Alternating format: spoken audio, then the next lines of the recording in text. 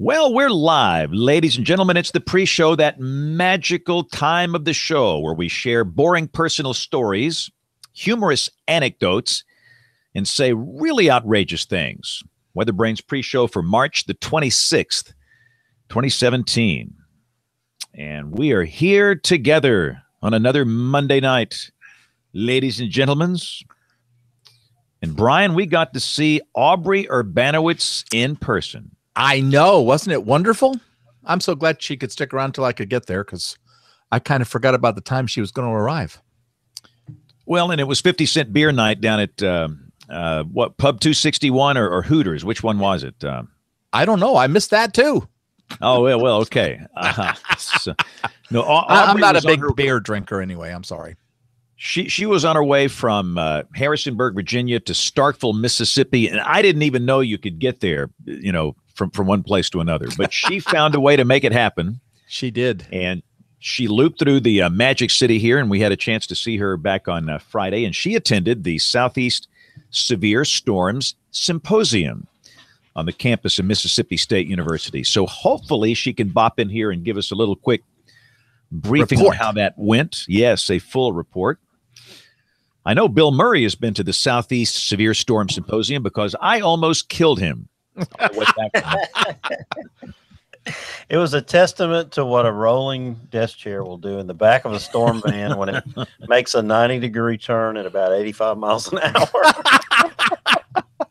The best part, I look back to, first off, J.B. Elliott. I mean, you could still see, where his fingerprints were just gouged into the dashboard. He was hanging on. And then Bill, back in the back, he was like upside down with a laptop in his face.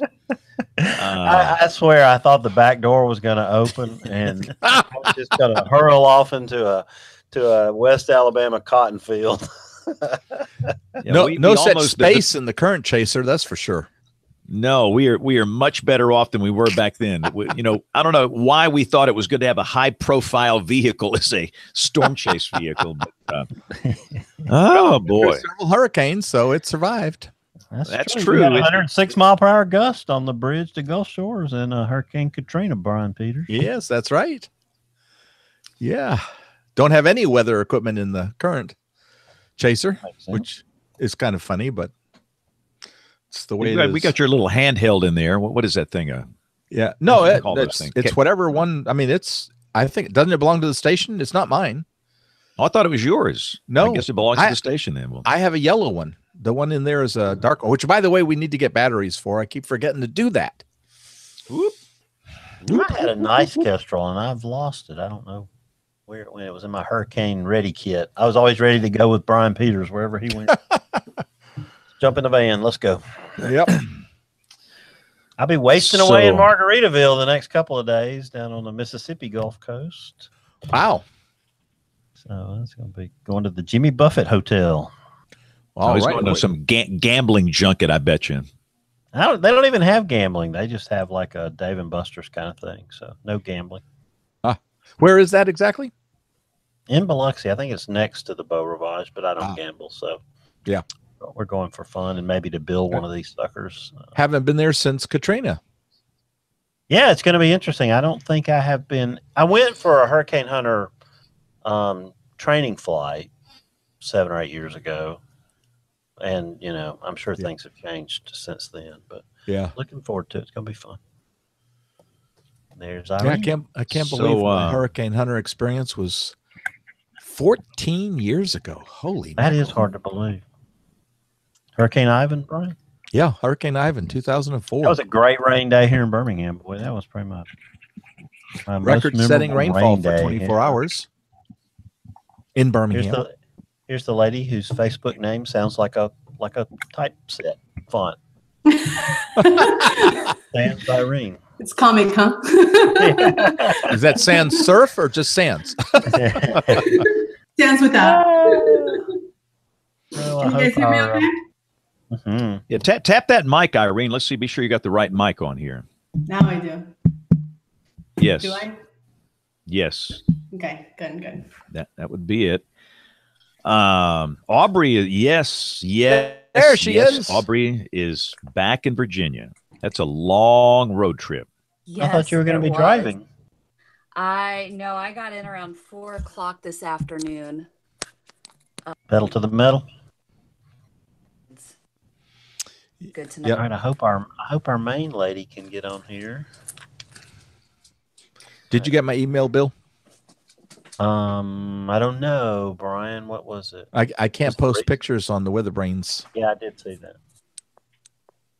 I was going to post a picture of Aubrey, James, and Brian, Yes. but I can't post it because it says that it can't move it. JC will be back tomorrow, and Trey might get to it, I'm sure, first thing in the morning. He's been doing a lot of this stuff early in the morning. All right. Yeah. Yeah, I sent the note to you and he because I know I can't solve it. Yeah, we can't. I I'll be- can't either, but You'll but have to Trey text. can. You'll have to text me those pictures, Brian. Okay. Which pictures are you talking about? The one, I think on your phone you got the one of the three of us. Oh, okay. I will do that. I text you the other ones that I had. Yes. Yes. Thank you. And Bill, you missed out. Yeah, I was sad. I was very sad. We were having a server changeover though, so I was in my own personal hell.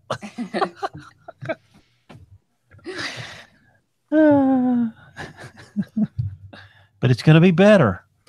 Well, Trey time, got my stuff all storms. taken care of, Bill, so I'm real happy Yeah, about that. Yeah, he's amazing. I mean, this thing today, just with the ad server, you think, well, that's a minor thing. It was 300 emails. I guarantee you, if it was a single email, it was 300. Wow. And we were right on the clock because we had a campaign starting today. And Ouch.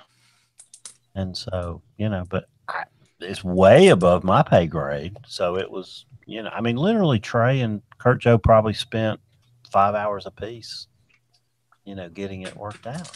Here comes my coffee delivery. Thank you, darling. I'd like to order one.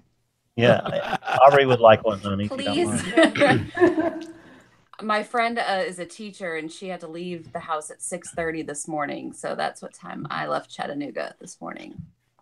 Oh boy, no fun in the River City, huh, Aubrey? No, it was pretty. I got to watch the sunrise. Never see that. It's a pretty town. Was the wedge in Chattanooga?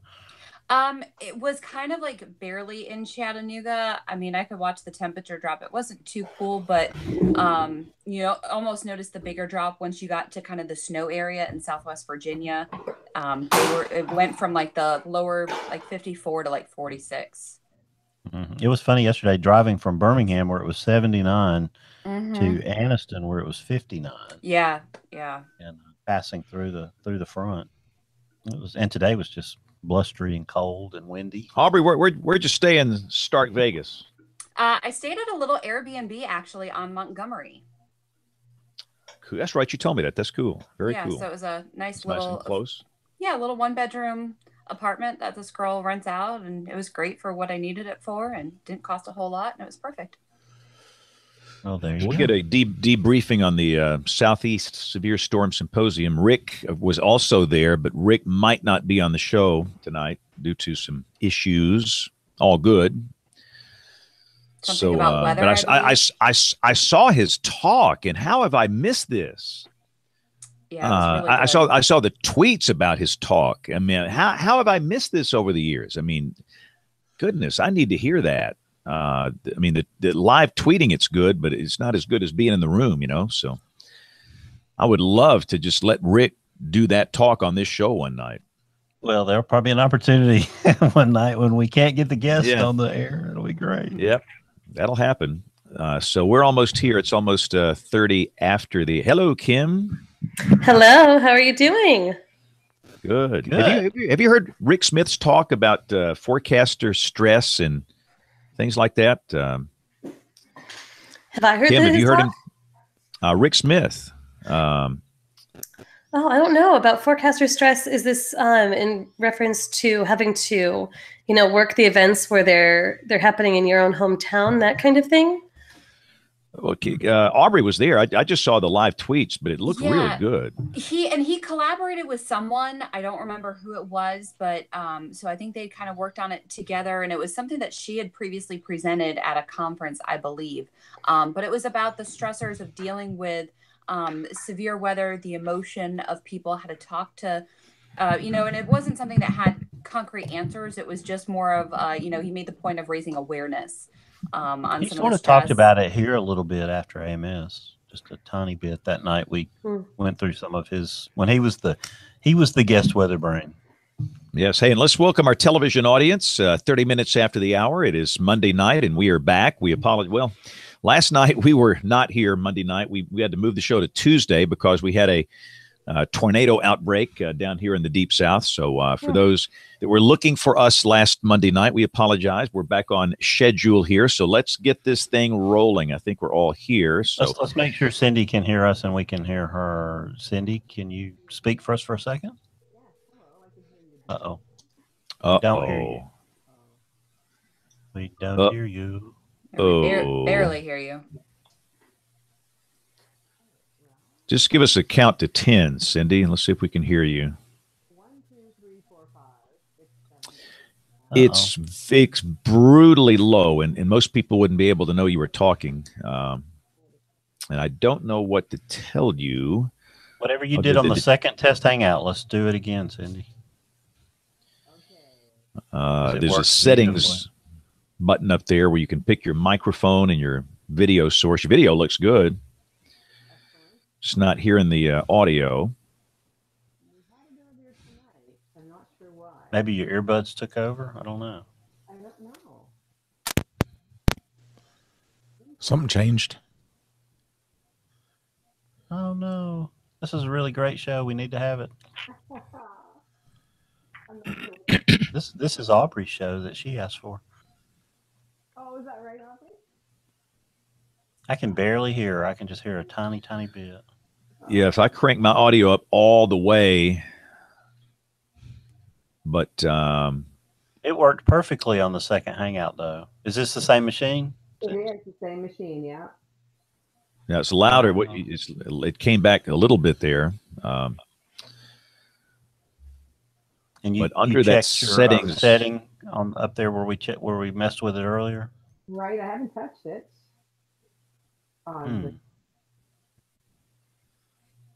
And she just hung up on us. We're used to that, though. That's happened a lot of times over the years. In fact, we can always play this. Have you tried turning it off and on again? Off and on again. Off and on again. Have you tried turning it off and on again? That normally does the trick. Do you know about pressing Control-Alt-Delete? I don't think I've ever heard the second verse. Control-Alt-Delete. Do you know about pressing Control-Alt-Delete?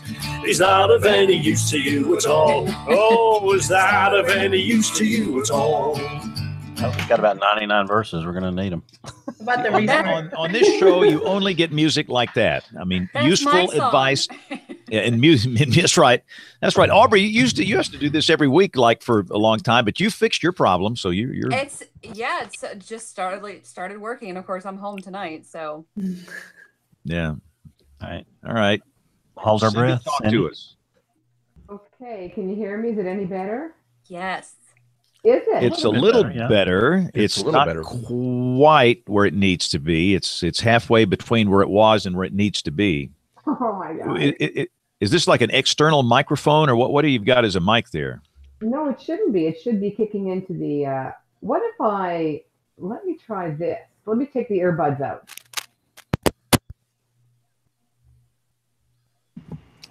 Now we hear nothing at all. Absolutely nothing. It's gone. Well, have you tried turning it on? No.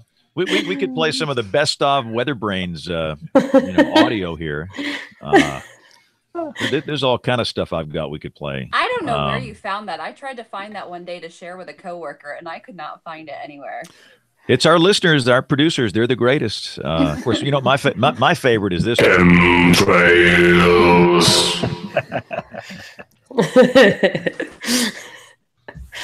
All right, Cindy, say something. Okay, well, I'm speaking about as loudly as I can.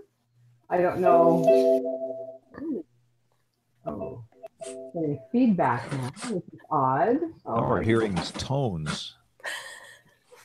Oh, I don't know what to tell you. It was perfect on our test. Oh my gosh. It's probably tariffs on bandwidth to Canada. Oh, speaking of, I didn't even do this intentionally. There you go. See? As Elle says, do you have a 10-year-old around anywhere, Cindy, that you could ask to come and troubleshoot? Sadly, I don't. That's exactly what I need, though. You're absolutely right. They know more about these gadgets. It's just so odd. Let me be sure. So the mic that you have selected, is it the earbuds or what is? No, it's the built-in mic on the laptop. But I did the other change that we had is adding the earbuds. But I don't know why. If I take the earbuds out, it must have a little mic. It has a little mic on it. Mm-hmm. Right. That's the problem. Right. You're not unselected the mic on the earbuds. They're independent of each other. I was going to say I don't know, Bill. You're a poor Bill. I just left the Hangout open this afternoon while Cindy fiddled with it. She had to watch me do accounting and all sort of silliness over here. It was lovely. I enjoyed the video of it all. I don't know what to say to you now. I mean, it's better than it was. We started with hardly anything, and now I'd say it's 70% where it needs to be. And people gripe at us when the audio's fouled up. They start hating on us. And so Brian, maybe you can do like the Garrett Morris Saturday Night Live interpretation for the hard of hearing. I seriously doubt that, but Cindy can say, well, I was born in Canada, and you go, I was born in Canada. That might work. I love that. Would you like me to bail out and then come back once I solve the little issue, if I can solve the issue, by trying to strip out the mic from the earbuds? I don't know. I mean, what do you think, James? If she leans forward, it sounds a lot better. Yeah. We had a guy one time that held his phone up to his ear, and we looked at his ear hair the whole show, Cindy. So wow. Just move in there real close. It probably doesn't look any better, but it might sound better.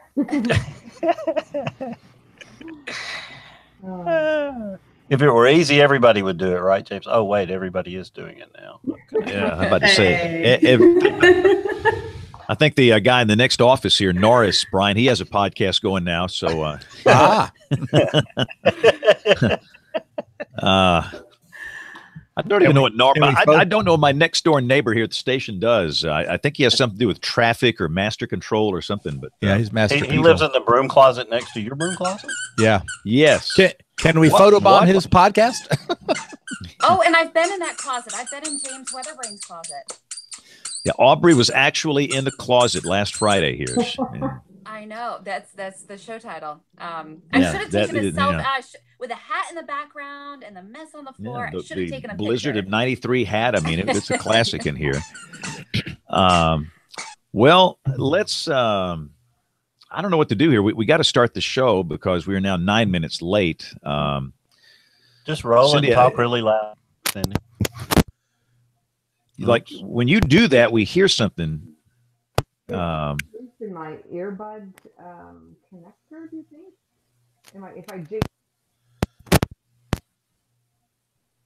Now we have absolutely no audio. Zilch. Maybe it's got a short. It might have a short. That's the only one I have. Is this better in any way? No, it's worse. Still at about 40 or 50% of where it needs to be. It's way down. Twist it. We need like an honorary mic we could ship people every week. Mail it on to the next guest. Mr. Microphone. What's creepy is that we have all these people watching the show here now, and I've not even promoted it yet. It's when the really creepy part is when I come in after the show is over, after everybody's signed off, and there's still like 50 people watching. I mean, what are these people doing here? I mean, it's like they're waiting on you to come back. They're waiting on you to say it's something like, profound. It used to be I would say some pretty outrageous things at the end, but now we do song of the night, and it's harder to do that. But I would say for years some pretty crazy stuff at the end of the YouTube deal. Well. I see the University of Alabama took a bunch of drones to Jacksonville today. I could read my email. It's probably pretty interesting. That in your Twitter account, if you could show the picture. And they, this is quite interesting. Apparently, the University of Alabama, to support Jacksonville State, shot 35 gigs of video from a drone over their campus today. And they have given me the magical link to see this stuff. And for those that don't know, we had a tornado event here a week ago. That's the reason the show was on a Tuesday, as we talked about. And at this time, a week ago, Brian, we were slightly busy. Just a bit. Just a bit. About the peak of it right here. Yeah, this is when the tornado was basically coming through Jacksonville, which was an EF3. And Jacksonville is a college community in on the eastern side of Alabama. And, by the grace of God, they were on spring break. But still, we had one serious injury. And goodness, the hail damage was just horrific.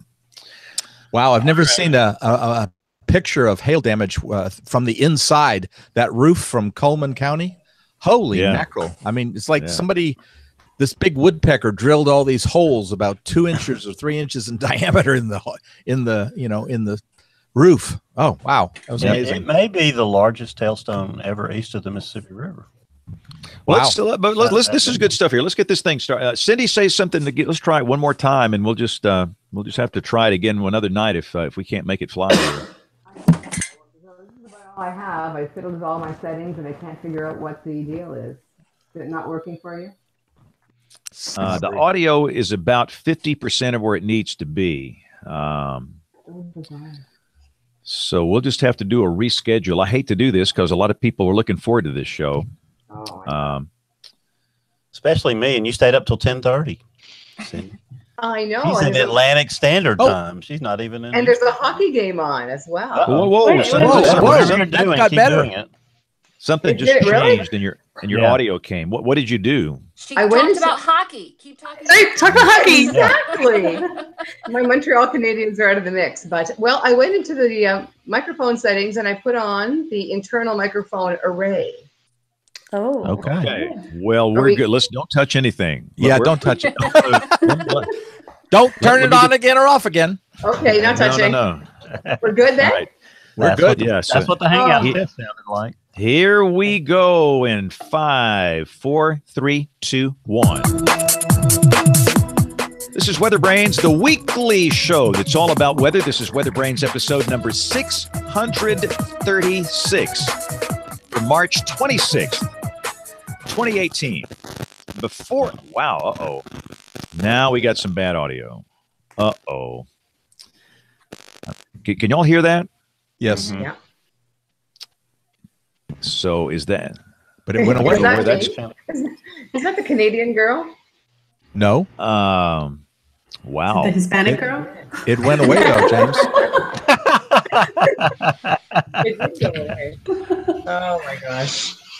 All right. So we're going to try it one more time. This has been a bad day for me since 4:52 a.m. I mean, if it could go wrong, it's been going wrong today. This has been a classic Monday. So recorder 1, recorder 2, and here we go again in 5, 4, 3, 2, 1. Hey, it's WeatherBrains, episode number 636 for March 26, 2018. This is the weekly show that is mostly about weather. Sometimes it's about absolutely nothing important. Brian Peters, we were delayed. I'm about to say, the two of us, we were delayed by a day last week because at this very moment, a week ago, we were slightly busy. Slightly with I wouldn't call it an outbreak, but kind of a small outbreak of storms in Alabama. We had what the final tornado count was. I know we had an EF3, and that was pretty significant.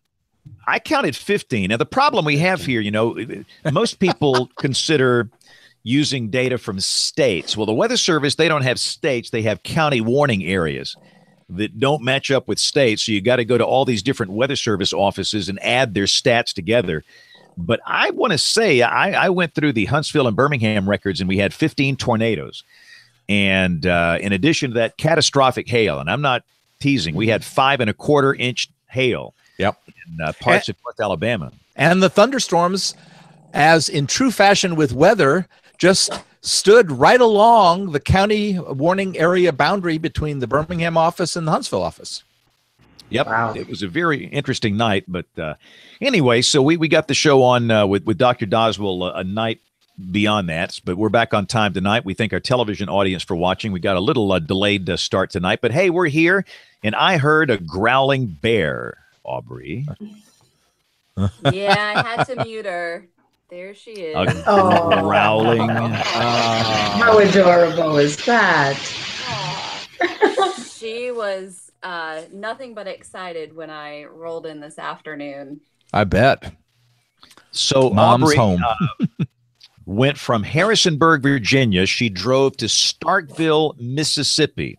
We now know you can get there from Harrisonburg, which is good. And she happened to loop through. Crazy to do so. No, I like it. That's my kind of road trip. And Aubrey Bryan looped through Birmingham, and we had a chance to see her. And through all these remotes and crazy things we've done, we've never been at the same place at the same time. Mm-hmm. So it was a real treat. So, Aubrey, give us a quick synopsis of the Southeastern Severe Storm Symposium in Starkville. How was it? Oh my gosh, it was a long drive. I mean, it's a little over 11 hours. And I would do it again next weekend, to be honest. It was wonderful. I thought it was so well put together. The students did an awesome job. They had great keynotes. The speakers were very good. And I feel, it's like the end of camp when you just feel re-energized, and it's just such great information and ideas, and talking with NWS and other colleagues and the students. And it was a really great event. It was like a mini NWA. And it was awesome. So I'm so glad I went. And we should mention one of our other regulars, Rick Smith, was at the Southeast Severe Storm Symposium, and he is out tonight. His son has a band concert, and on top of that, they have active weather, so he is probably not going to make it tonight. But Rick was a presenter, and how did he do? Did he get an A+?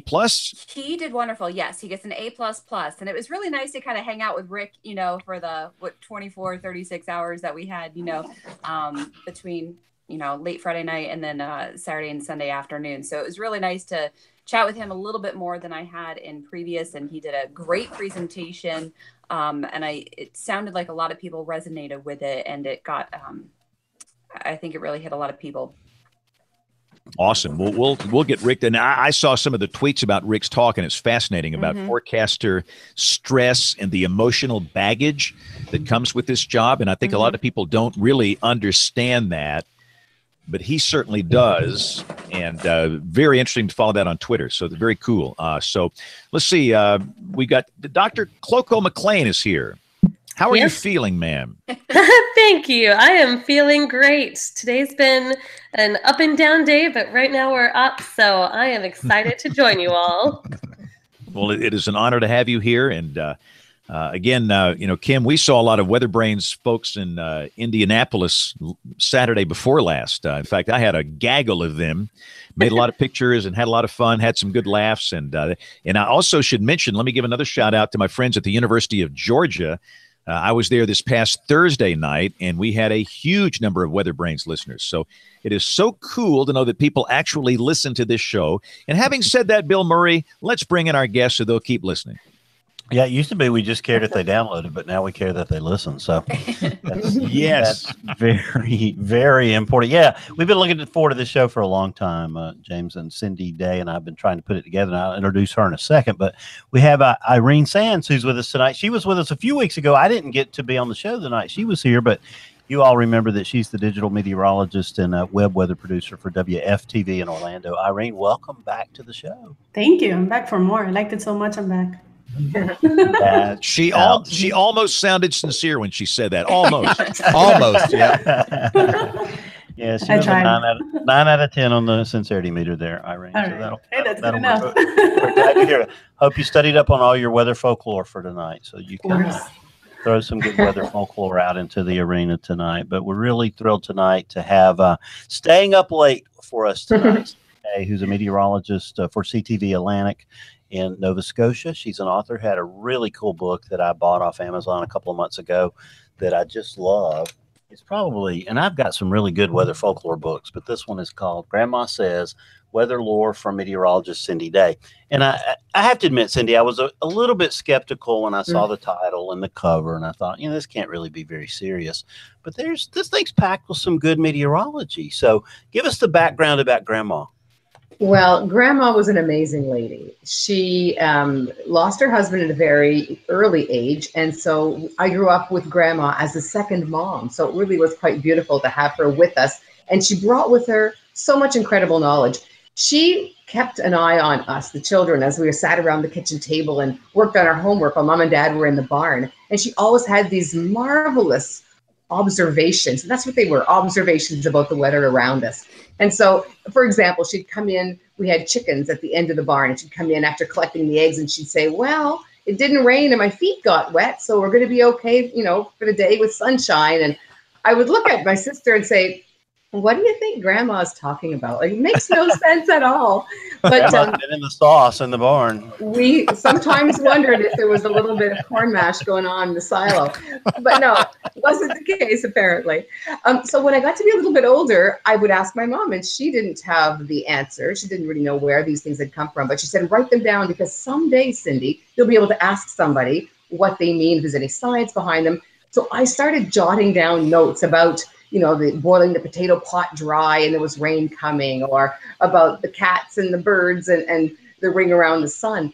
And years later, after I had studied meteorology, I decided maybe it's time to put the two together, the observations from our ancestors, and find the link, the scientific link, if there is one. There's not always one, but if there is one, and make that connection for people who didn't have the pleasure of having a grandma that was as wise as mine was. Well, explain that one that you led off with there. Your grandma coming back from the barn at night with the eggs. What was the scientific basis of that observation? So if she was coming in from outside and it was the grass was wet and her feet got wet and it was a sunny day, she knew, or she had observed from past observation, that it was going to be a lovely day ahead. So the science behind that is under clear skies with light winds, the overnight temperatures cool, condensation occurs, and the grass is wet. So when you walk outside, the grass is wet, but it hasn't rained.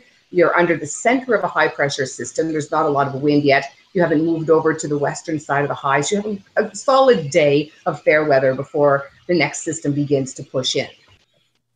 Yeah, that's always a fun one. I get to give this talk. When I talk to kids, this is what I talk about. And that's one of the ones that I use. Because that's one you can use on most days. If you come out and there's dew, that generally means that there's going to be nice weather that day. That's right. I love trains. And I notice sometimes when I stand outside my office, because there's a train track fairly close, and sometimes, those trains sound like they're coming through the parking lot. And other times, they sound further away. Explain what you mean when you say a louder train whistle means closer rain. Well, my grandmother also grew up with the train track not too far off in the distance. And some days she had observed very clearly that the train whistle was loud. And she made that correlation just by being a great observer that we've lost the ability to do, I think. But she had noticed that each time that train whistle was nice and loud, the rain was close by. And it's a condition of the sound, the waves of the train whistle traveling a little more freely in certain types of air masses. She didn't understand that, but she realized after time that when the humidity was high and the cloud cover was fairly low, the train whistle sound stayed close to the ground and it sounded louder, and eventually there was some rain that came. Yeah, that's a really cool one. One other one that you cover in the book is that when sparks begin to fly, a storm is nearby. And I thought that was a really neat explanation that you give in the book. Yeah, and that one goes hand in hand. It's so interesting. You mentioned weather observations that kids can actually experience, and I think that's the whole part of this book, is getting them to read it and then go outside and feel it. So the sparks, years ago, more people heated with wood. Today, some people still do. But my grandmother had noticed that when she was throwing wood on stoking the fire, that if there were a lot of sparks happening, that there was a low pressure system in the area, a weather system coming in. Same scenario outside, and this is more obvious for people who don't maybe stoke fires but have fireplaces. My young neighbor the other day was out for a walk, and she said, I'm smelling a lot of smoke, a lot of chimney smoke. And so I explained to her that my grandmother always said that when the chimney smoke descends, the fair weather ends. And that's because before it rains, the humidity is high.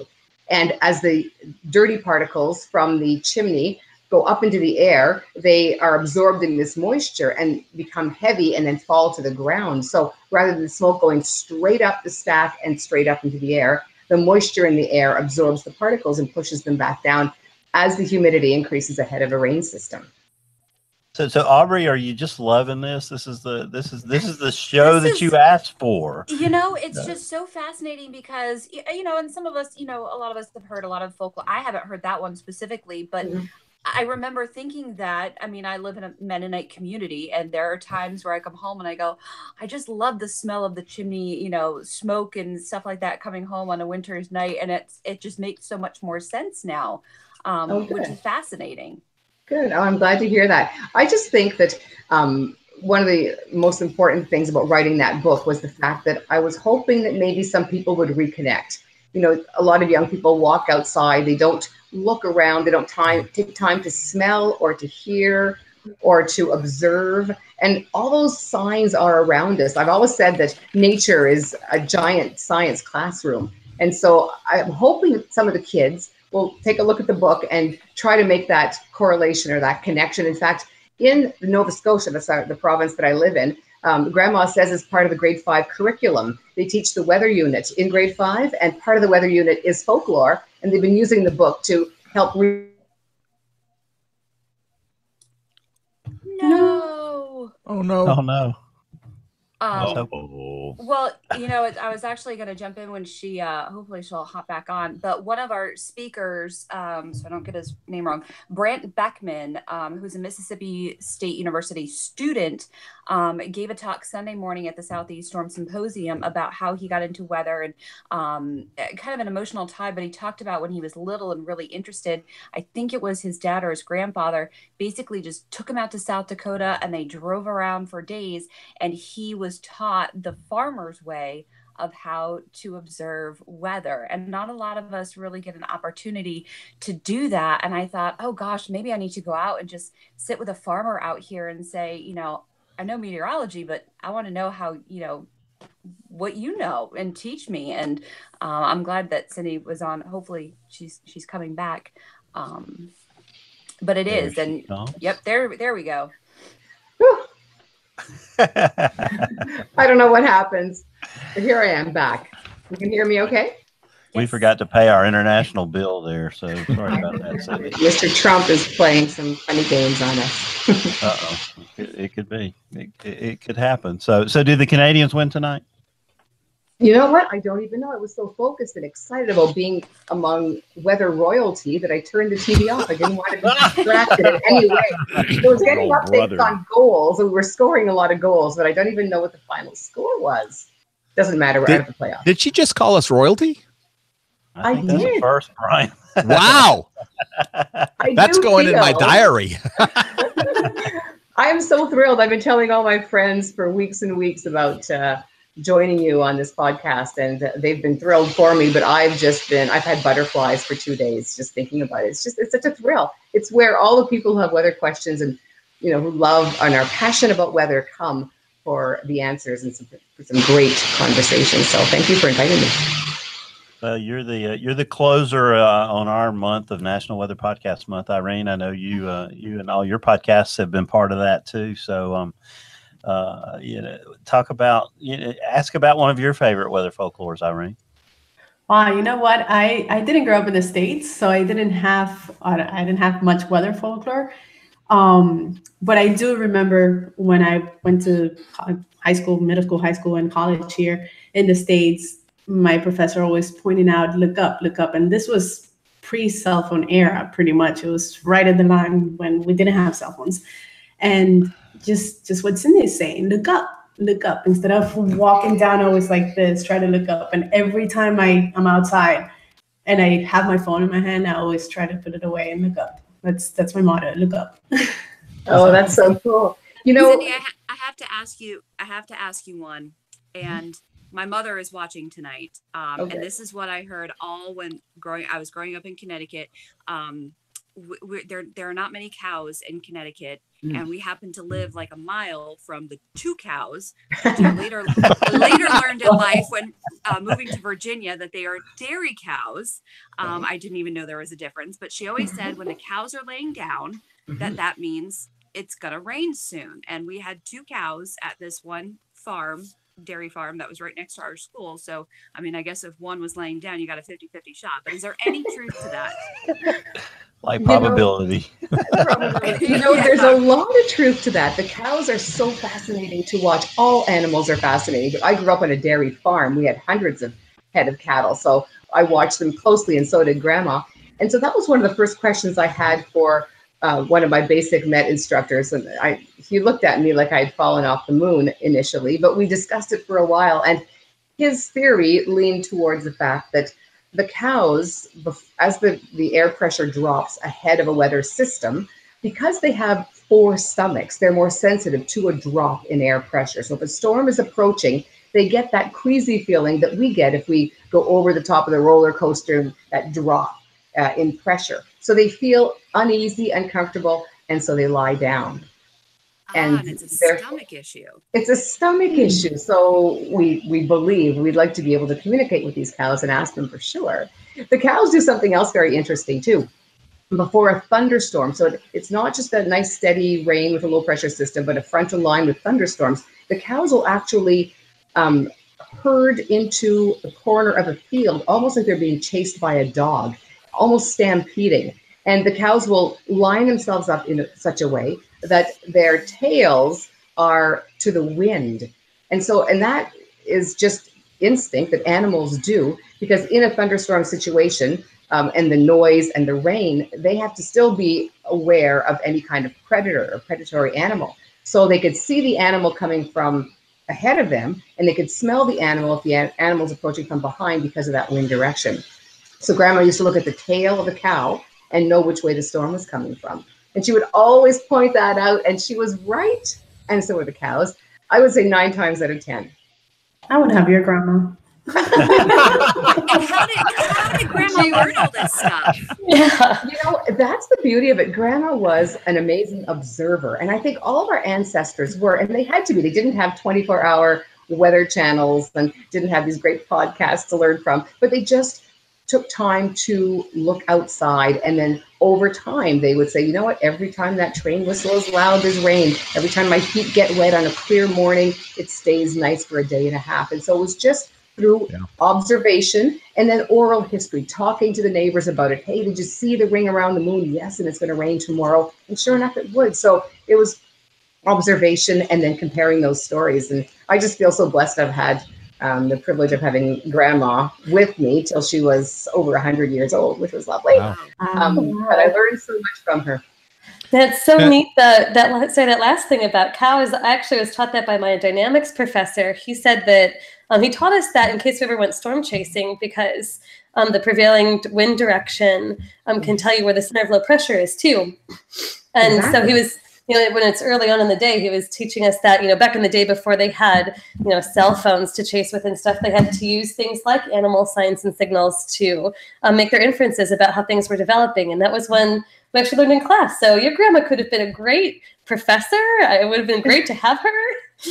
She could have been. And you know what? She had a grade 4 education, but she was one of the smartest ladies I'd ever met. And I learned so much from her. I think that just goes to show you that, education can be outside the classroom just as easily if you take time to observe and to listen and to learn from your experiences. So Brian, next time you're out in the storm chaser, you'll have to see if the cows are backed. Well, yeah, that's absolutely true. Need photo proof of this. Video, right. Photo. Yeah, gotcha. Okay. Yeah, Cindy, I was thinking that part of it too is that, my father was born in 1890. So he was pretty old when I was born, but, You know, I thought you were born in 1862, Brian. No, get out of here. But I think one of the things too is people were probably more observant of the weather because it affected them even inside without air conditioning and, you know, only with heating basically. Because I'm originally from New England. I'm from Vermont. And I think that played a role because, you know, I certainly as a meteorologist, I look up like I'm sorry, Kim, like Kim was saying. And I look up a lot. And my wife always says that I've probably taught her a lot about things by looking up because you miss a lot of things when you're looking down. Right. But I think that plays a role because, you know, when my father grew up, there were a lot of things like your grandmother that he would say. I don't remember them all now, but that he was saying, of course, running a dairy farm for part of his life, too, that you're outside with the cows and in the barn where there's no heat or air conditioning. Exactly. No, that's absolutely true. And I just hope that somehow we go back to being a little more observant and aware of our surroundings because they can teach us a lot about what's happening around us. It's very important to do so. Yeah, it is. So, Sandy, you mentioned animals and cows specifically. Did your grandma have an opinion on the groundhog's ability to foretell the weather? She had no time for the groundhog. And it was so funny because I've sort of taken that on as well. So each time, you know, the Shubenacadie Sam is our groundhog or Punxsutawney Phil or whoever it happens to be, she would roll her eyes and say, "Oh, don't pay any attention to that groundhog. That's just a story made up by other people." And I'm thinking, I'm sure they think the same about your stories, Grandma. But, but you know, Grandma had some weather sayings that were connected to specific calendar dates. And those were the least accurate. And those expressions or folklore, they're really not connected to science in any way. There are certain days in the Catholic calendar that if it rains on that day, it's going to rain for 40 more. St. Swithin is one of them. But scientifically, that's really an impossibility. So Grandma really enjoyed and preferred the folklore that was connected to how your body reacted to a change in pressure, what happened in the air and the wind, and how the animals reacted as well. So Cindy, one I thought was interesting, and you'll have to pardon me for butchering the French. Elle tried to help me because she's an accomplished French speaker. But le toi fait le moi. That's pretty good. So the weather that was a C plus, Brian. Yeah, it was okay. Yeah, B plus. So the weather that you have on the third day of the month should be, according to Grandma, an indication of the kind of month you can expect. So if it's a rainy, windy month, well, then the rest of the month will be wet and breezy. And so when I started to work in television, oddly enough, I worked at Environment Canada for many years, and then I made a move to television. The viewers wanted to know, because I used that on the air, and they wanted to know, how accurate is it? So I went back to the weather records and checked out the third day of each month for 20 years. And it was accurate 92% of the time, which is astronomical, honestly. Now, the rest of that expression says, so it's le 3 fait le mois, le 5 le défait. So the weather on the 5th undoes that, et le 7 le remet. So the weather on the 7th puts it back into its place. And so I even went that far, and true enough, if it was a different type of weather on the 5th and it straightened itself out on the 7th, the month carried that trend through. So I don't know. I don't think there's any science behind that, but it's uncanny how accurate it really is. And so people look forward now to the third day of the month, hoping to see it, a sunny day or mild temperatures. That's really interesting. I've been really impressed by this too, and just talking with folks about things like tornado threat and how they respond to it and understand it, and find that people are really amazing at making observations of the local environments. And anthropologists actually study this, so they call this indigenous knowledge, and they sometimes study it when they're trying to figure out what a past climate in a region was like. Right. So just like you and your grandmother talking about the weather, they can actually trace, how common were different kinds of things to observe in the past and that are becoming less common. And a population will notice those things if they're, really tracking them. And some populations really, they have a strong oral tradition where they're actually recording this stuff. And it's helped us to reconstruct things like the tsunami on the West Coast, we actually understood just how far that permeated because of the local populations that were affected. And we got our first explorers that made it out there saw the tree damage, and they sort of wondered what happened here. But the local people really put that into context. And what you've observed here is this real wealth of the local knowledge where you were from, and it can say a remarkable amount about that place and its climate. And it's so neat that you made all of this, took all this record. And it would be so neat to actually see, these kinds of observations, do they translate in different places? And other places might have different kinds of folklore that are really endemic to their place and a little different from what you experienced in Canada. But some things, of course, are just sort of synoptic realities, and some things are local phenomena. So just want to throw that in there. It's so cool that you picked up on all of this. Well, thank you so much, and thank you for sharing that knowledge with me. That's so interesting, and I absolutely agree that it's a snapshot of a certain region. And so my grandmother and I, we grew up in a farming community between Ottawa and Montreal in Canada. And when I moved to the Maritimes here, to Halifax, my book came out, and people would approach me and say, we didn't have cows, or we didn't have whatever your grandmother observed, but we had seaweed. And if we hung the seaweed and the seaweed turned dark green, we knew there was rain coming. And so, as you say, every region, every societal group, they have their own weather lore. And it's just fascinating to see how some of them do transcend and cross over, but others are very unique to a group of people. So there's a whole other study there that is every bit as fascinating as the weather end of it. But it's just this oral history that goes over time that I think is just wonderful. I hope we never, ever lose, because it's part of who we are. It's part of how we came to be who we are. And I think it's magical. So I hope this little book just keeps people alert as to what's going on and looking around them.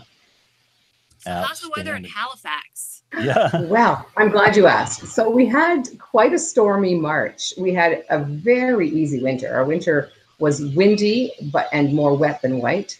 And all of a sudden, we were hit with 3 nor'easters in the matter of a week and a half or so. But it seems to have settled a little bit. But I heard you talking earlier off the top about the severe weather symposium that has been taking place. Mm-hmm.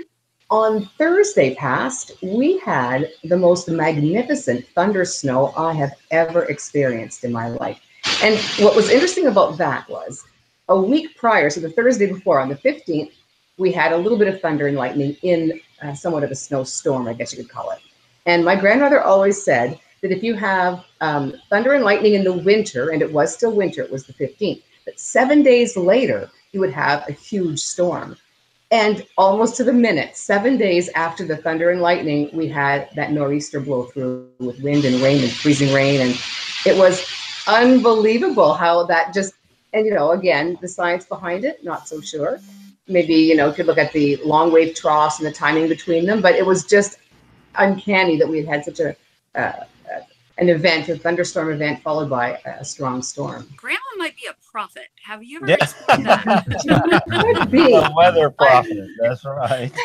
I have been called a weather witch before, so maybe, perhaps it's genetic. So that James Finn always has advice for our local people here about planting. James, what is that advice in Alabama about planting? April 15th, tax day.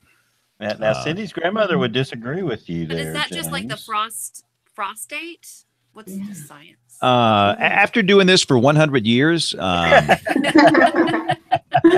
I've seen so many temperatures sub-freezing and frosts here into the April 5 through 15th range. It's just not worth it. Now, the problem is, I don't know. I'm not a gardener. So, some people say, well, what do you mean? I mean, these plants will do fine when it's 28. I don't know what plants do fine when it's 28 or 22 or 35. But if there's anything harmed by a freeze, we tell people to wait until tax day. That just having a freeze after April 15th are just non-existent here. So what would Grandma say to you?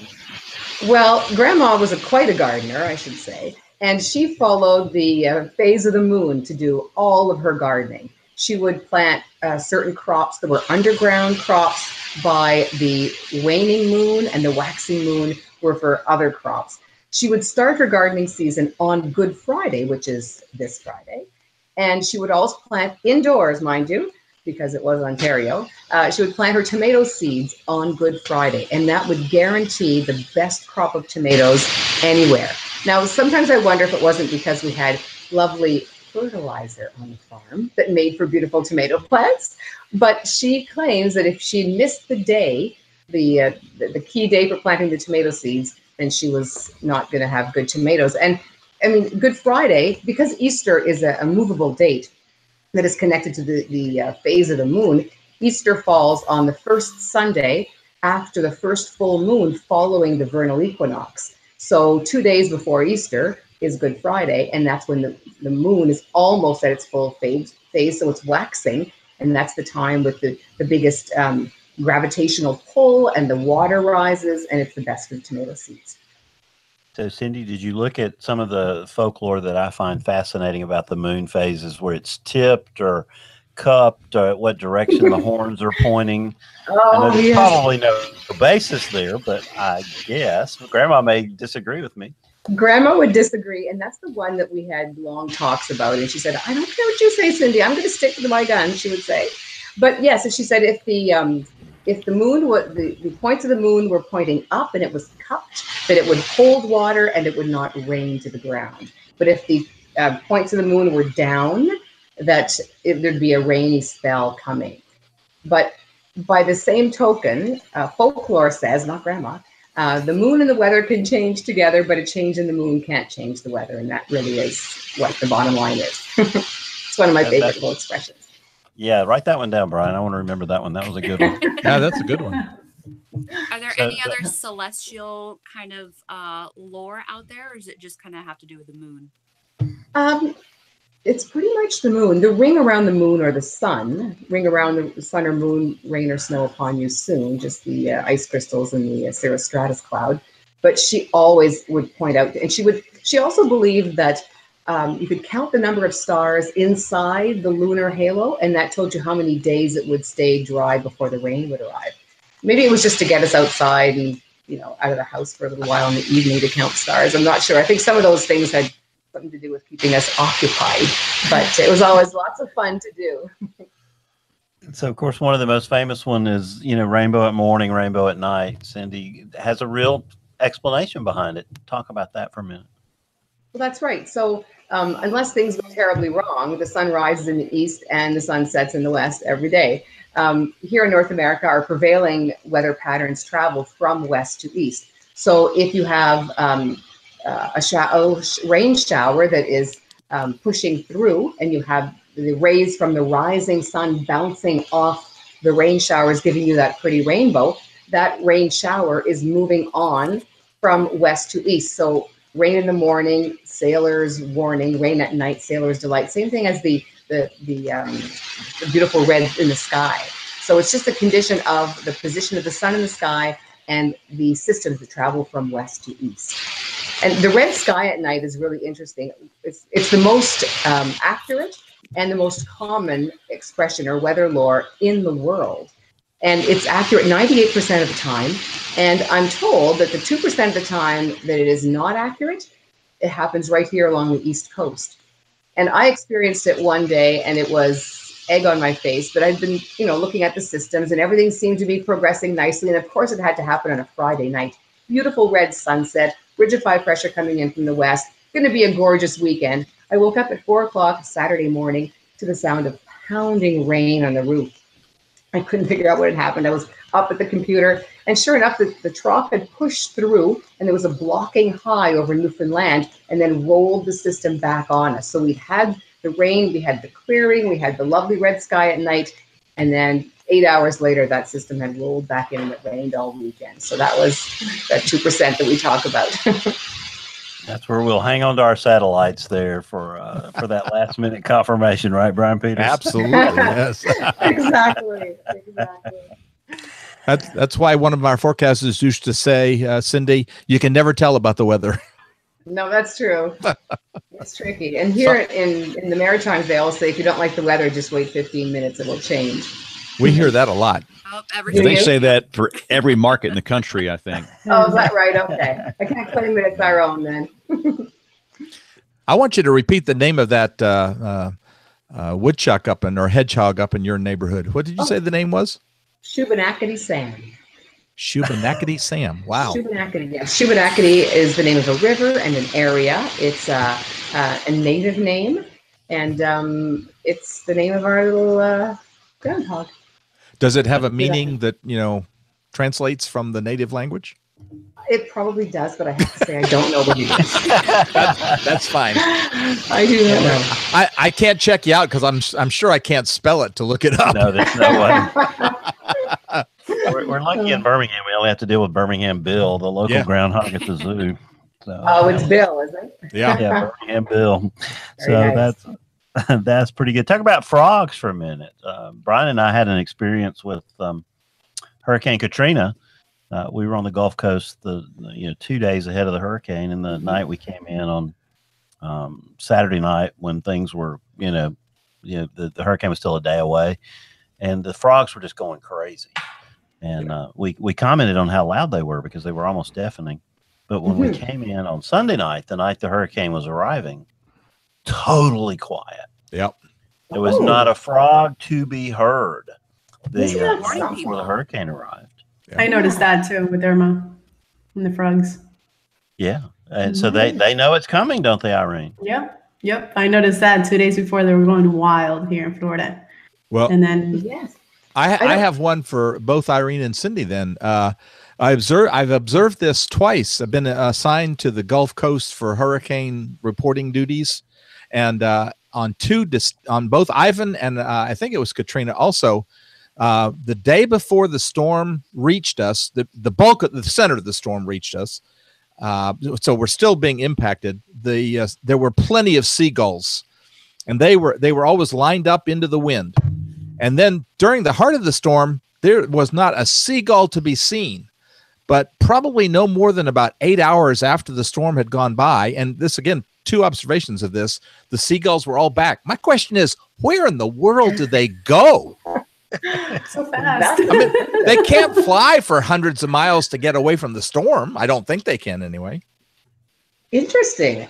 I don't know how to answer that question. Where do they go? I mean, they are very sensitive to wind patterns. I know along the coast, we often see seagulls on the sand. And the expression is if they're on the sand, there's a storm at hand. So they're not flying out over the ocean into a storm, but you'll see them. But I don't know, once the storm is overhead, where they go. Irene, do you know? I have no idea. They're hiding in the car wash with Jeff Petrosky. Maybe that's it. Maybe. I didn't think to look in the car wash. There you go. they rent the last van at Enterprise and get the heck out of there. Yeah. So now, Cindy, we got a lot of fishermen around here. So you mentioned about Grandma's thoughts before you would go out fishing. Yes, and it just broke our hearts because we grew up on a dairy farm, and there's 2 things that don't go hand in hand, and that's fishing and being a dairy farmer. Because when the weather is nice and you want to be fishing, you have to be making hay in the field. So they don't work that well together. So we would really hope for a couple of nice days where there was no hay down and no work to do in the field. And sure enough, a couple of times in the summer, we'd look outside and it was sunny. We'd run downstairs and we'd say, hey, we're going fishing. And Grandma would say, oh, the wind is from the east. You're not going to bother going fishing. A couple of times she let us go on an east wind, and there was no point because the fish did not bite on the east wind. And so we tried, to ask her why, and she said, I don't know, it just is. And so over time, we've come to learn that when an area of low pressure moves in over the region, there's less pressure on lakes and ponds where you'd be doing your fishing. And the little decaying plant matter that sits at the bottom of the lake, for example, in bubbles, will now start to rise to the surface of the water. And in these little bubbles, you have organic material that the fish will feed on. So the fish start to feed when the low pressure system is overhead. The east wind was a sign of that for Grandma. And they feed on all this little organic matter, and they don't care about the worm on the end of your hook. That's the story. Wow. So who figured that one out? Well, I did there was a fishing expert that was at one of the spring home shows one day, and I asked him what the explanation might be. And we sat there for about an hour and we just talked about air pressure and wind direction. And that's what we came up with. And it makes very good sense, don't you think? Yeah, that's the very best much so. explanation I've heard. Right Yeah. there. So really good. Yeah, and also the east wind component of it too. If your prevailing wind, and it is generally, is west to east, when the wind turns to the east, that prevailing wind normally pushes any food that could be found floating on the water up against the east shore. But when the wind turns to the east ahead of a storm system, then it blows that material, that potential food, back over the center of the lake, and the fish come up and gobble it, and their little tummies are full, and they don't want the worm again. All right, next time we have a WeatherBrains fishing trip, we're going to be much better prepared, Brian Peters. So. We'll have to train our Will I be worms to be invited? more attractive. Yes, That's you right. are the official weather guide of our fishing trips. Wonderful. So Aubrey, if I told you rain by 7, fine by 11, would you believe that? No. You would not. Okay, so Aubrey says that's not true, but you have scientific evidence to disagree with her, don't you think? Yeah, it's not perhaps set in stone here, but if you look at types of systems, so cold frontal system, most likely the active cold frontal systems in Canada come through afternoon to evening. So that kind of rain is frontal and convective. Most times, many times, we have warm frontal lines that carry through overnight into the morning hours. So grandma would notice that if the rain had started by 7, it would be done by 11. The warm front, just that little wedge of precipitation on the leading edge of the front before you got to the dry slot. So she believed if you woke up to rain early in the morning, that by 11 o'clock the sun would be shining. Florida it works 7 p.m. to 11 p.m. Yeah, does that work at night? That's Yeah. Grandma was a morning lady. I think that's where she was yeah. hanging her hat on. Grandma was in bed by 7, I'm sure.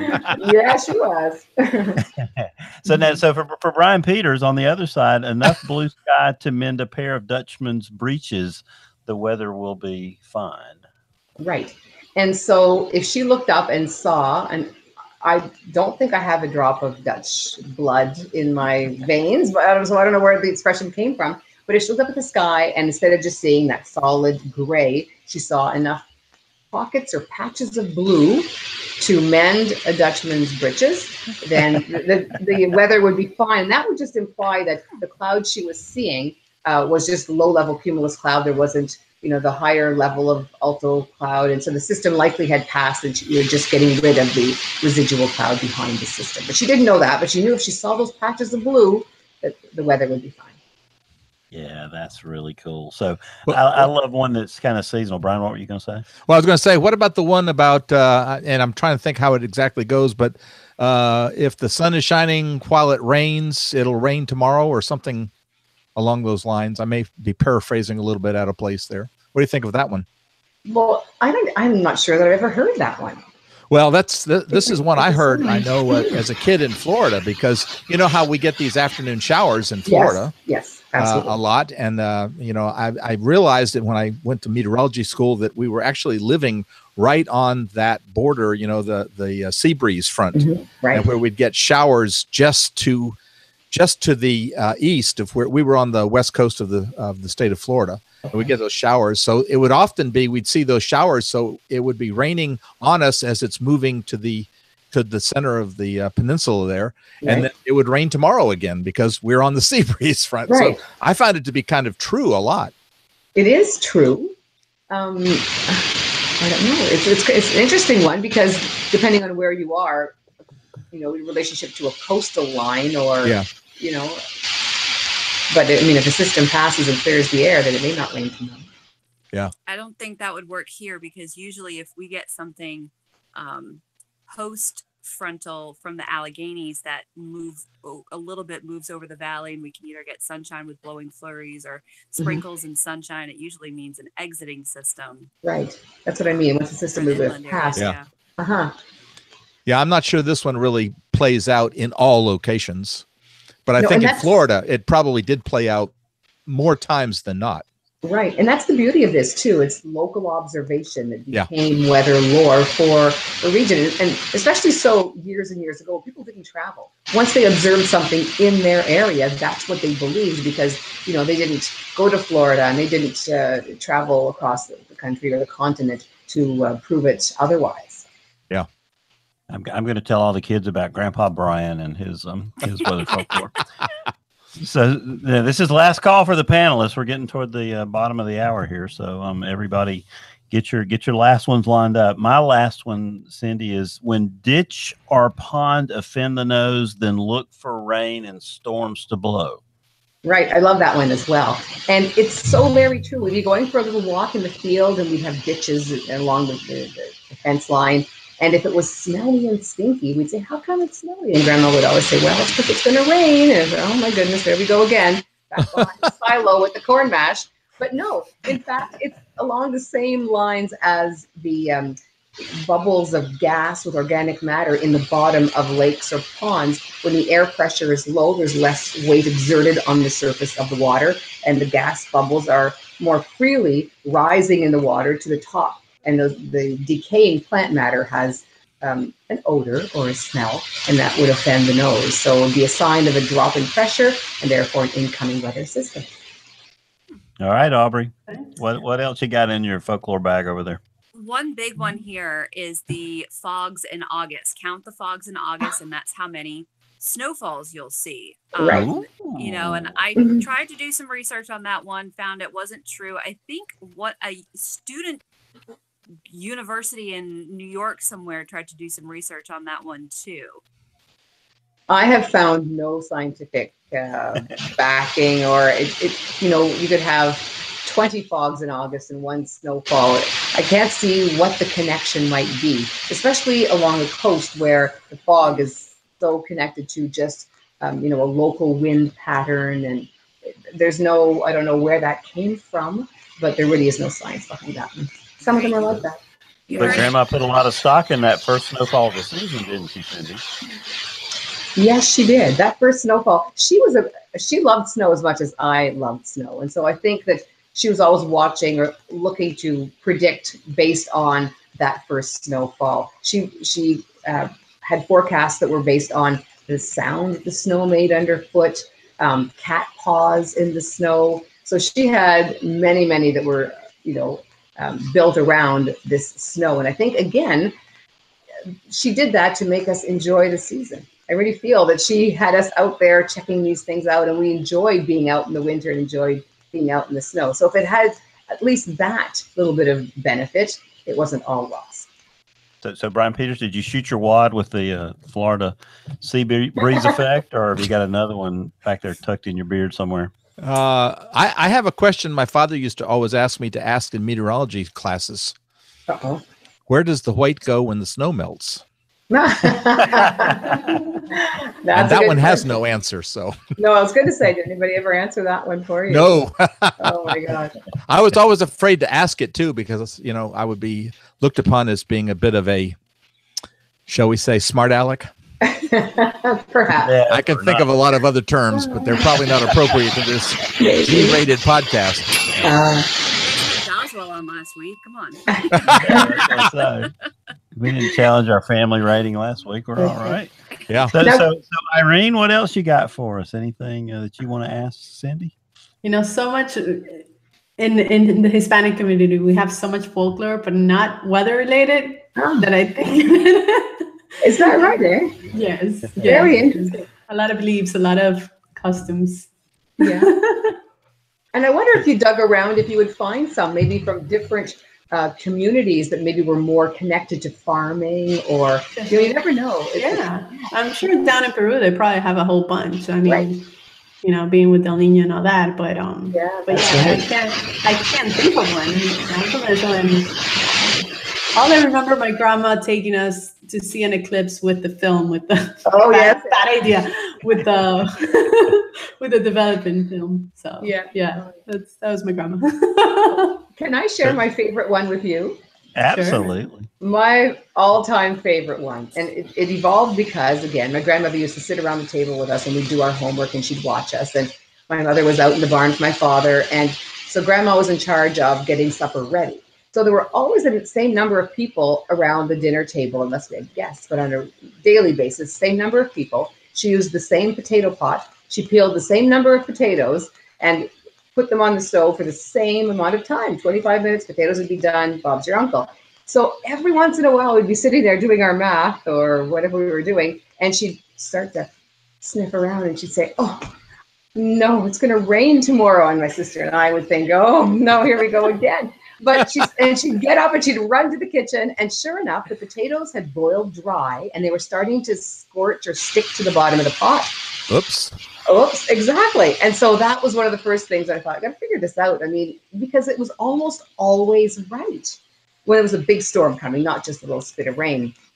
Anyway, it turns out, and perhaps a little exaggerated, but some people that I've spoken to, some of my professors had said that it probably is a correlation between the air pressure and boiling point and how quickly the water will evaporate. If she always had the same amount of water in the pot and the pressure was very low, the water would evaporate more quickly. And so instead of taking 26 minutes, 22, maybe the pot was dry and they started to scorch at the bottom of the pan. Yeah. I love it. There you go. That's fascinating. Isn't it Yeah. though? Yeah, those observations are just amazing. And to come up with that correlation too. True. That the potatoes are burning, it's going to rain. Exactly. So it's just repetition, observation, and just being a very smart lady. So how happy was she when you became a meteorologist? Oh my goodness, she was very happy. I have to tell you, my parents were happy as well because they're farmers, and any little insight into the weather they could get was even better.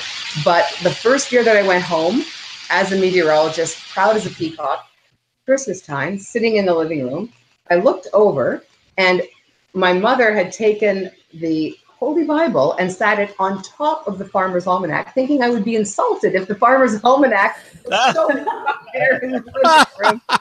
It was hilarious anyway. But no, my grandmother was very pleased that I had learned so much from her and then wanted to pursue a career being inspired by her wealth of knowledge. That's awesome. Thank you. So James fan Aubrey says that at her dairy farm next to her school there were 2 cows, and if one of them was lying down, it was a 50% chance of rain. And if both of them were lying down, it definitely was a 100% chance of rain. Well, I think I saw an ensemble out near East Aboga yesterday. There were like 250 cows in this field on Highway 78. I'm sure you've gone past that a few thousand times. And so stop there next time you're by and check the cows before you. That's right. I still do that. You know, we had a reporter out here that was from Iowa, and I told that to her, and she got so insulted. That's not true. Cows just no. And so anytime that we would go out together, I would be like, look, there's like 30% chance of rain. See, it's gonna rain today. She would get so upset, but I still do it actually. And I do it, you know, to my husband or my brother and stuff. I'm like, look, guys, told you it was going to rain today. Oh, that's perfect. I love it, Aubrey. So James, you can wrap us up. I think we've kept Cindy about to say it tonight. Cindy, thanks. If they want to follow you on Twitter, what's your Twitter handle?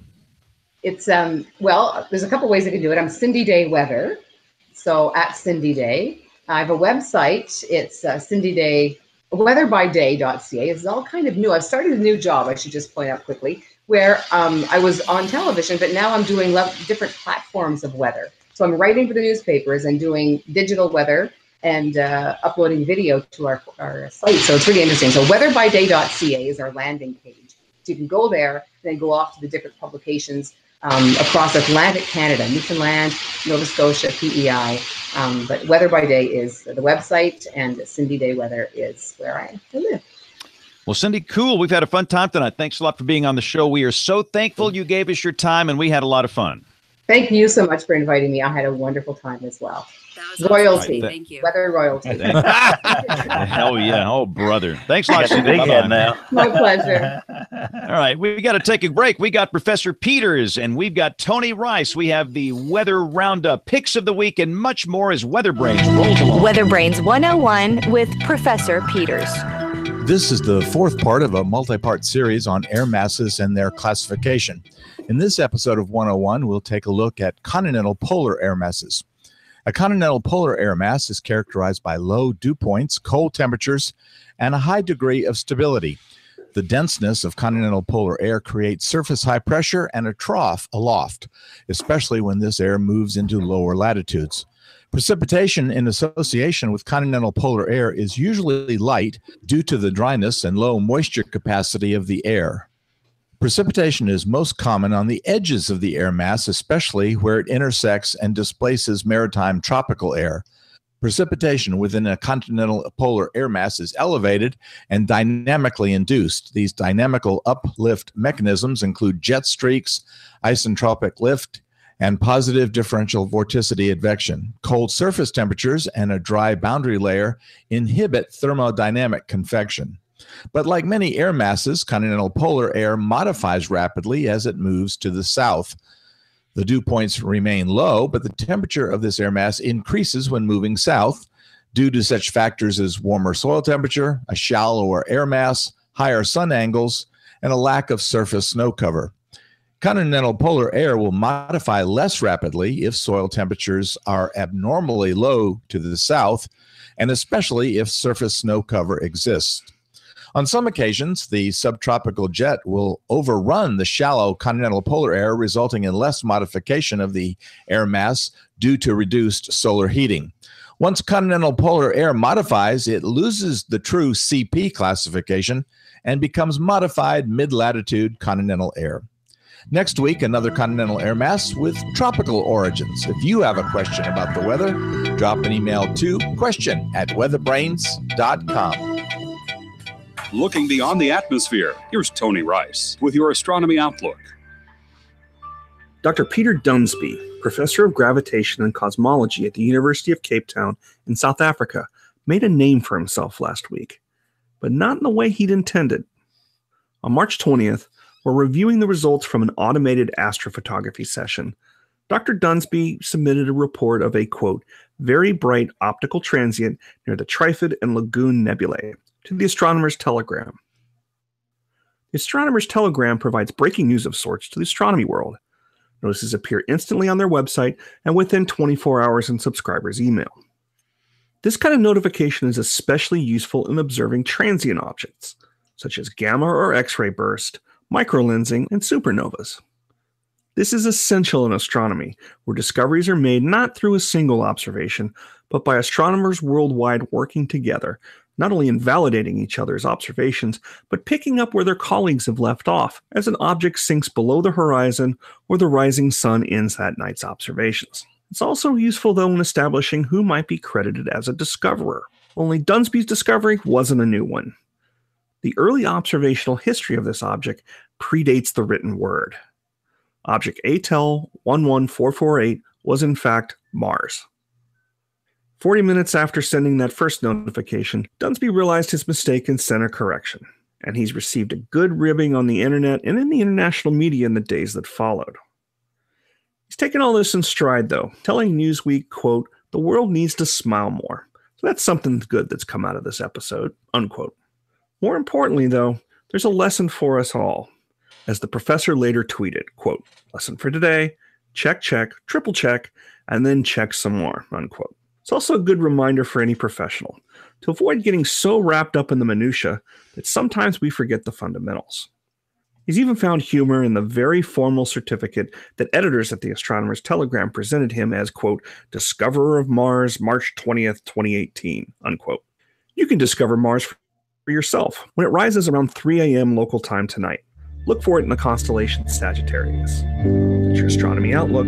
Follow me at RTP Hokie for more spacey stuff like this. When the weather ball is red, warmer weather is ahead. When the weather ball is white, colder weather is in sight.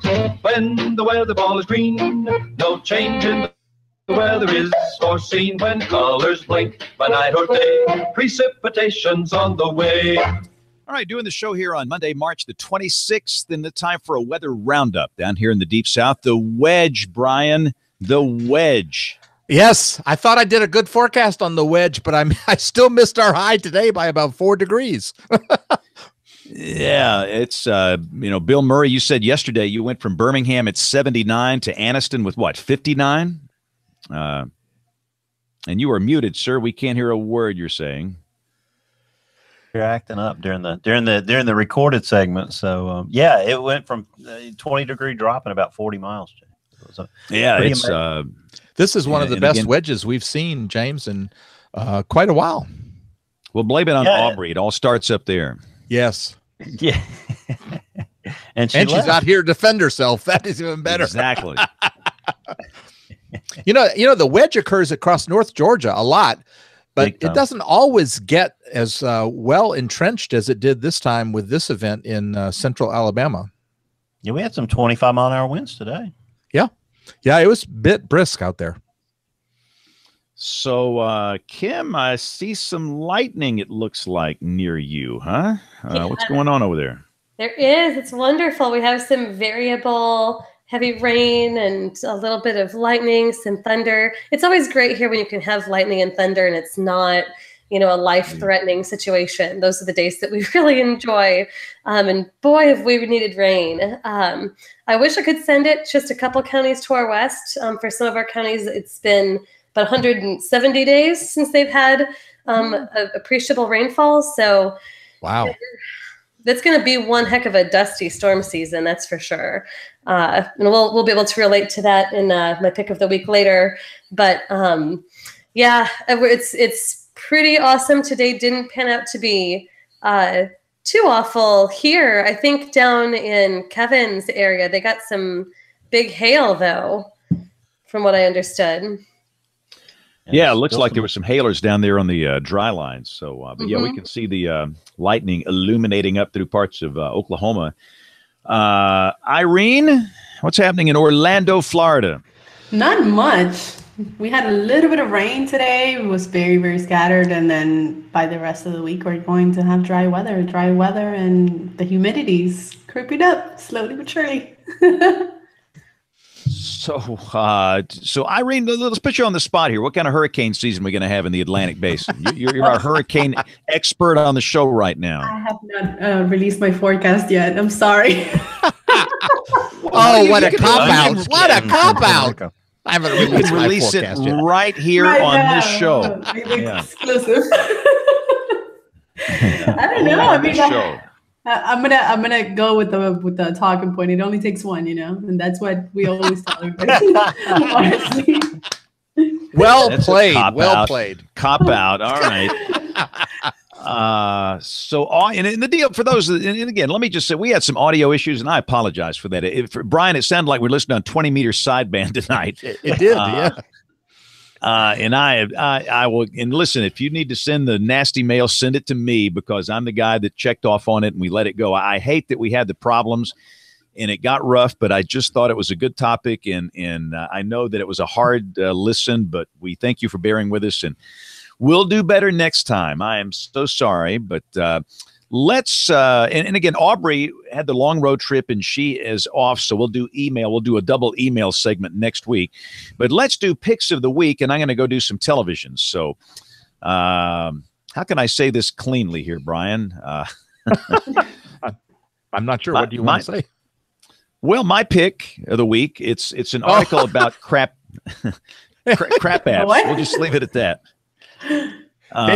He's saying his pick of the week is crappy, is what he's saying. Exactly, and that's your show title right there. There Crappy you go. Pick of the week. No, it's there's a piece about the problem in the Weather Enterprise about the automated weather apps that the world uses, and the problems that it can bring about, and the issues with it, and how it's not helpful on big active days with life-threatening weather. And again, that's just my link. It's to the article on crap apps. So there you go. And from what I can tell, Bill, you want me to blow the foghorn here? Yeah, but go ahead and blow it for me. Wow, love the sound of that foghorn. Let me blow it again. It sounds so good. It does. I'm going to redeem myself though with some guests. Next 2 weeks are Kim's guests, I think. Brantley Hargrove and Matt Solemn. That's exciting. It's first you heard of it, right? Right. Kim. Richard Ramrosch will be back and talk about WVSS 2 on the 16th. Eric Salna from Florida International University on the 23rd. And Ben Pringle, who recently retired in Kansas, in Wichita, with Jay Prater, our buddy Jay Prater, on the 30th. So we've got shows booked all the way out through May. And apparently Aubrey has filled up the calendar for the rest of the year, so I'll get to take the rest of the year off after her weekend in Mississippi. So that's who's coming up on WeatherBrains, James. All right. So, Kim, what's your pick of the week? All right, my pick of the week, picking up on the topic of dustiness. There's been a lot of orange snow reported over the last day or so in portions of Siberia and Eastern Europe. And if you look at the pictures, they are really, really spectacular and very creepy. So what has happened? Are any of you guys familiar with this phenomenon where they get? No, wait. Are you making this up, or is no? this... She's not. No, she is. It is orange as can be. It's not. Yeah, so don't. It's orange. It's dust. Snow. It's dust. Don't eat the orange snow. Yeah. It's dust, and it's a specific kind of dust. It's sourced from the Sahara, where the soils are very, very, very orange, rusty color. So there has been this influx of wind coming from the Sahara and into that region, and it just happened to commingle with this snowfall event. So when that happens, and apparently it happens every 5 years or so, just not usually to this extent where it's so pervasive over quite this large of an area, you can observe orange snow. So they're enjoying that over there right now. I can't wait to check this out. That's awesome. All right. Brian, what you got for us? Okay, before I go, I'll give Aubrey. She has the Cloud Appreciation Society's Twitter feed. And then for me, people might be interested in some of the reporting on the tornadoes this past March 19th. And so I'm going to put a link to the Central Alabama tornadoes. That's a really good website by the Weather Service. Is that the one you're referring to, Brian?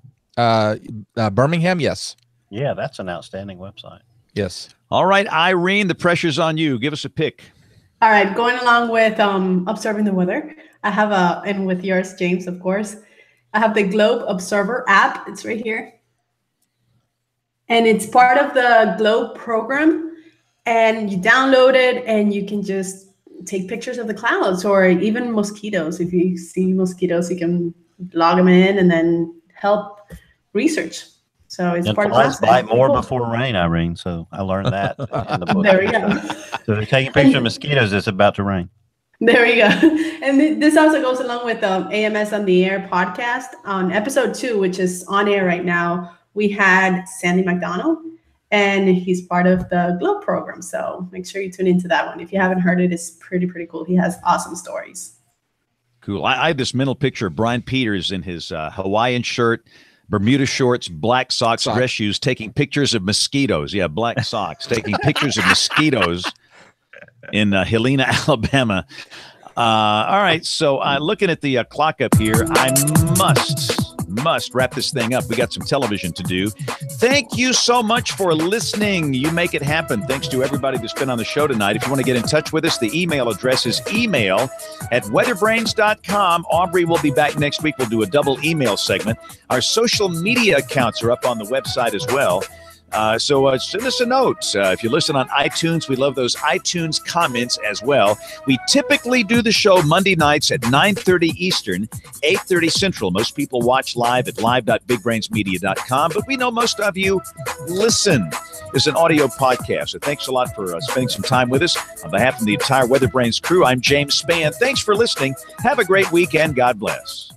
There's absolutely nothing typical about us. No. We're royalty, though, Brian. But we are. We are royalty. Yeah. I love that lady tonight. Thanks, everybody. Bye-bye. Bye-bye.